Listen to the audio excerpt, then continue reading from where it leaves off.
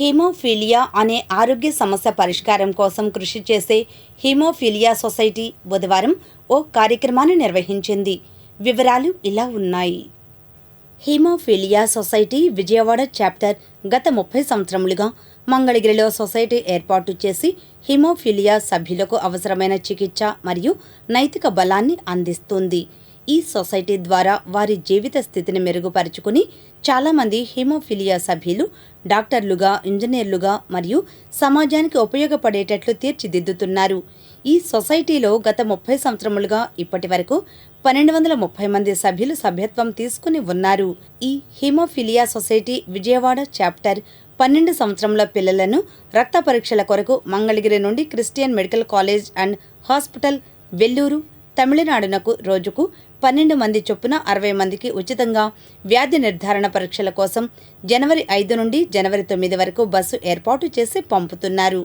ఈ వ్యాధి నిర్ధారణ పరీక్షల కోసం సొసైటీ 5 లక్షల వరకు సొంత నిధులతో చేయించుచున్నది.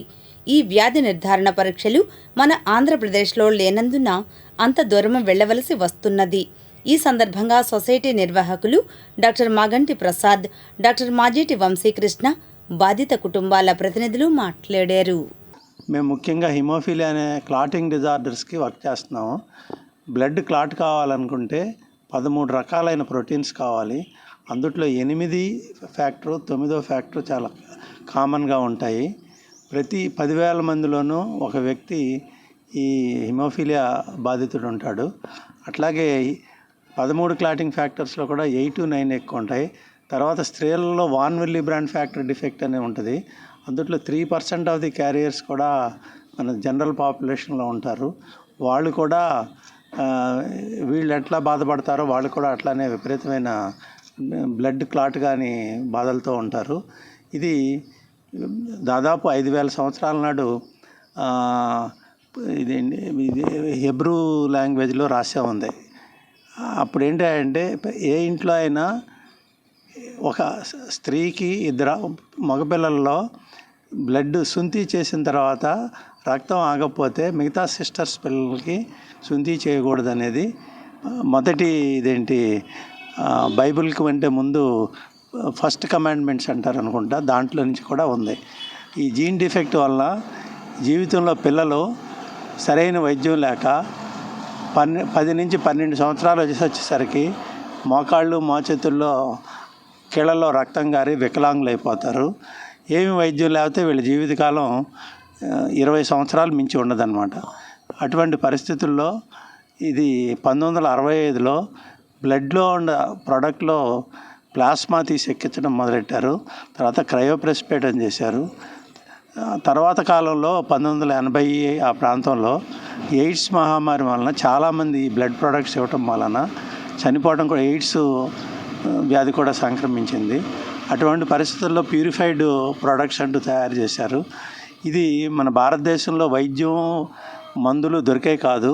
అటువంటి పరిస్థితుల్లో 1984లో ఢిల్లీలో ఒక 10 మంది పేషెంట్స్ ఒక ఇటలీ డాక్టర్ గారి సాయంతో, హెమటాలజిస్ట్ డాక్టర్ ఒక ఆర్గనైజేషన్ స్థాపించారు. తర్వాత 1990 నుంచి మంగళగిరిలో దీనికి సదుపాయాలు కల్పించకుండా వర్క్ చేసుకుంటూ వచ్చాము. దీన్ని సొసైటీ కింద కూడా రిజిస్టర్ చేసి వర్క్ చేస్తున్నాము. అప్పుడు 7-8 మంది సభ్యులు ఉండేవాళ్ళు. ఈరోజు దాదాపు 1100 మంది బాధితులు ఉన్నారు. ఆ 1100 మంది బాధితుల్లో ఆ రోజుల్లో జాయిన్ అయిన 1990 తర్వాత వచ్చిన పిల్లల్లో ఈ 34 ఏళ్లలో చాలామంది, దాదాపు ఈ 1100 మందిలో 200 మంది గ్రాడ్యుయేట్స్ అయ్యారు. గర్వంగా చెప్పుకోవటం అన్నమాట. అట్లాగే 2 డాక్టర్స్ అయ్యారు, 2 డెంటల్ సర్జన్స్ అయ్యారు, ఇంకా 3 ఎంబీబీఎస్ చదువుతున్నారు. అట్లాగే సాఫ్ట్వేర్ ఇంజనీర్స్గా దాదాపు 40 మంది సాఫ్ట్వేర్ ఇంజనీర్స్ అయ్యారు. అందుట్లో 20 మంది విదేశాలకు వెళ్ళారు. ఇంకొక 20 మంది భారతదేశంలోనే వివిధ పట్టణాల్లో ఉద్యోగాలు చేసుకుంటున్నారు. ఎట్లా సాధించామంటే వాళ్ళకి అవగాహన కల్పించి ఉన్నంతలో మందులు ఎట్లా తీసుకోవాలి, ఎట్లా బతకాలని చెప్పిన తర్వాత వాళ్ళు చక్కగా చదువుకొని ఇవాళ రోజున కొంతమంది దాదాపు 5-6 నెలకు 2 లక్షలు సంపాదించే స్థితికి తీసుకెళ్ళామన్నమాట. దీన్ని అల్లర్తా ఉంటాయి. గడిచిన 15-20 సంవత్సరాల నుంచి డాక్టర్ వంశీ గారు మాకు చిన్నప్పటి నుంచి కుటుంబ సభ్యుల్లాగా ఉంటాము. వీళ్ళందరినీ చక్కటి సదుపాయాలతో సాయం చేస్తున్నారు. అట్లాగే ఒక పేషెంట్కి కోవిడ్ టైంలో వాళ్ళకి బ్లాక్ ఫంగస్ వస్తే గాంధీ హాస్పిటల్లో సర్జరీ చేశారు. కానీ దవడ పైభాగం అంతా కట్ చేశారు. అతను దాదాపు 3 సంవత్సరాల పాటు ముక్కులో ట్యూబ్తోనే ఆహారం తీసుకుంటా లిక్విడ్ డైట్తో బతికాడు. అప్పుడు కొంచెం గాయమైనా, కొంచెం ఒత్తిడి తగిలినా బ్లీడింగ్ అయ్యేది. అటువంటి పరిస్థితుల్లో మళ్ళీ సొసైటీ దగ్గరికి వచ్చిన తర్వాత వెల్లూరు, హైదరాబాద్ అన్నిటి అసలు ట్రై చేసినా చాలా కష్టపడాల్సి వచ్చింది. అట్లాగే ఒక ఫేషియల్ చాప్టర్కి నేను ట్రెజరర్గా ఉన్నానండి. నేను ఇక్కడ dental surgeon. So hemophilia, von Willebrand's, Christmas factor 8, factor 9 patients అందరికి కూడా డెంటల్ ప్రాబ్లమ్స్ 15-16 సంవత్సరాల నుంచి మా హాస్పిటల్ అని ట్రీట్ చేస్తున్నాం. సో డాక్టర్ గారు ఈ సొసైటీ ఇక్కడ మంగళగిరిలో ఎస్టాబ్లిష్ చేసి కొన్ని వందల మందికి చేదోడు వాదోడుగా అన్నిటికీ సపోర్ట్గా ఉండి వాళ్ళ ఫ్యూచర్ని డిజైన్ చేసేలాగా ఆయన చాలా కృషి చేశారు. అలానే ఈ సొసైటీ గురించి కూడా మన మినిస్టర్ గారైన లోకేష్ గారికి నేను చాలాసార్లు ప్రస్తావించాను. ఆయన ఈ థాలసీమియా, హిమోఫీలియా దాని మీద కూడా చాలా ఇంట్రెస్ట్ చూపించి దీన్ని నెక్స్ట్ లెవెల్కి తీసుకెళ్ళాలనే ఆలోచనలో ఆయన కృషి కూడా దీంట్లో ఉంది. అండ్ నెక్స్ట్ ఏదైతే సార్ డయాగ్నోస్టిక్స్ కానీ, దీని మీద ఉన్న జెనెటిక్స్ కానీ, ఇలాంటి సెంటర్ ఇక్కడ ఎస్టాబ్లిష్ చేయాలని చెప్పేసి నారా లోకేష్ గారిని కోరటం జరుగుతుంది. Thank you very much. అండి, నా పేరు దివ్య రామకృష్ణ. నేను బాపట్ల నుండి వస్తున్నాను. మా అబ్బాయి పేరు సాన్విక్. ఈ అబ్బాయికి హిమోఫీలియా ఉందని మేము 5వ నెలలో డయాగ్నోస్ చేసామండి.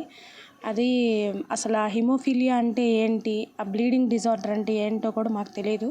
ఆ కేర్ హాస్పిటల్లో చెప్పారు. ఆ తర్వాత మేము శంషాబాద్లో ఉన్నాము. ఆ టైంలో చాలా ఇబ్బంది పడ్డాము. దీని గురించి ఫ్యాక్టరీస్ చేయాలంటున్నారు, చాలా ఖరీదు అయ్యిద్ది అంటున్నారు. అలాగా చాలా ఇబ్బంది పడ్డాము. ఆ టైంలో మా హస్బెండ్ చూశారు, వాట్సాప్లో చూస్తే మాగంటి ప్రసాద్ గారు అని చెప్పేసి గుంటూరులో ఒక డాక్టర్ గారు ఉన్నారు దీనికి సంబంధించి ప్రత్యేకంగా అని చెప్పేసి అన్నారు. సో ఆయనకి కాల్ చేస్తే వివరం అంతా చెప్పారు. ఇలాగ ఉంటుందమ్మా, ఇలాగ ఉంటుంది అని చెప్పారు. అలా చెప్పిన తర్వాత ఇంకా హైదరాబాద్ నుండి వచ్చేసి మేము మా నేటివ్ అయిన బాపట్ల వచ్చేసి ఇంకా డైలీ కూడా గుంటూరులో ఫ్యాక్టరీ చేయించుకోవడం జరిగింది. 1-4 సార్లు అసలు సొసైటీ గురించి అయితే మాకైతే తెలియదు. ఏదైతే మేము గవర్నమెంట్ హాస్పిటల్కి ఎప్పుడైతే వెళ్ళామో అక్కడ కూడా ఇలాగే ఫ్యాక్టరీ చేయించుకోవడానికి వచ్చినటువంటి ఒక పేషెంట్ ద్వారా మాకు ఈ సొసైటీ నంబర్ తెలిసింది. అప్పటి నుంచి కూడా ఏలూరులో జరుగుతున్న మీటింగ్స్కి కానీ వాటికి కానీ వెళ్ళి చాలా అవగాహన తెచ్చుకున్నాం మేము ఈ హిమోఫీలియా మీద. దానికి ప్రసాద్ గారికి చాలా వందనాలండి. అలాగే ఈ హిమోఫీలియాకి సంబంధించి టెస్టింగ్ అనేది మేము చేయిస్తే మాత్రం చాలా ఖరీదు అయ్యిద్ది. మేము గూగుల్లో కూడా చాలా చూసుకుంటే చాలా ఖరీదు అయ్యిద్ది. మెడిసిన్ కూడా చాలా ఖరీదు అయ్యిద్ది. అలాంటిది డాక్టర్ గారి సహాయంతో మేము ఇదంతా కూడా తక్కువ ఖరీదుతో కొనుక్కోగలుగుతున్నాము. అలాగే ఫ్రీగా గవర్నమెంట్ హాస్పిటల్లో పొందుతున్నామంటే అది కేవలం దేవుడైన డాక్టర్ గారి దయ వల్లేనండి. నమస్కారం అండి, నా పేరు హుస్సేన్ అహ్మద్ అండి. మాది ప్రాపర్ చిలకలూరిపేట పక్కన పసుమరు గ్రామం అండి. మా బాబు పేరు మొహమ్మద్ అఫాన్. మేము బాబు పుట్టినప్పుడు హైదరాబాద్లో ఉన్నాము. అప్పుడు 6 నెలల తర్వాత బాబు నడక రాకముందు కింద నేల మీద పాకేటప్పుడు చిన్న బోబ్స్ వచ్చినప్పుడు మనం అది మామూలుగా టెస్ట్ చేయిస్తే మనకు ఏదైనా తెలియక అప్పుడు లిటిల్ స్టార్ హాస్పిటల్లో డాక్టర్ రమణ దండముడి గారి దగ్గర చెక్ చేయించుకున్నామండి. అప్పుడు కేర్ హాస్పిటల్లో వాళ్ళు టెస్ట్ చేస్తే అక్కడ ప్రాపర్గా రాలేదని చెప్పి మళ్ళీ అక్కడ రమణ దండముడి సార్ ఏం చేశారంటే ఇక్కడ మంగళగిరిలో సొసైటీ ఉంది, డాక్టర్ మాగంటి ప్రసాద్ గారు ఉన్నారు, అక్కడికి వెళ్ళండి, అక్కడ వివరంగా చెబుతారని చెప్పి అక్కడ రిజిస్ట్రేషన్ అవ్వాలి అని చెప్పారు. అక్కడ నుంచి మేము హైదరాబాద్లో 1 సంవత్సరం ఉండి ఆ తర్వాత ఇక్కడికి నెగిటివ్ ప్లేస్ పసుమరికి వచ్చేసామండి. ఆ తర్వాత ఇక్కడ రిజిస్ట్రేషన్ చేయించుకున్న తర్వాత 2019లో సిఎంసి వెల్లూరు హాస్పిటల్ వెళ్ళి బాబుకి టెస్ట్ చేయించాము. అప్పుడు ఏమైంది, ఫస్ట్లో కేర్ హాస్పిటల్లో ఏమో 9.4% అని వచ్చింది. తర్వాత సిఎంసి వెల్లూరులో టెస్ట్ చేయించిన తర్వాత సివియర్ హెమోఫీలియా <1% అని చెప్పి ఐడెంటిఫై అయింది. ఆ నెక్స్ట్ తర్వాత ఇక్కడ ఏదైనా ఫ్యాక్టర్స్ అవసరమైనప్పుడు మనం సొసైటీకి వచ్చి డాక్టర్ గారి దగ్గర కానీ జమీర్ గారి దగ్గర కానీ తీసుకొని వెళ్ళి బాబు ఆ తర్వాత గవర్నమెంట్ హాస్పిటల్లో మనం గవర్నమెంట్ హాస్పిటల్లో ఫ్రీగా కూడా ప్రొవైడ్ చేశారు కాబట్టి అక్కడ కూడా చేయించుకున్నాము. అవసరమైనప్పుడు సొసైటీకి వచ్చి కూడా చేయించుకున్నాము.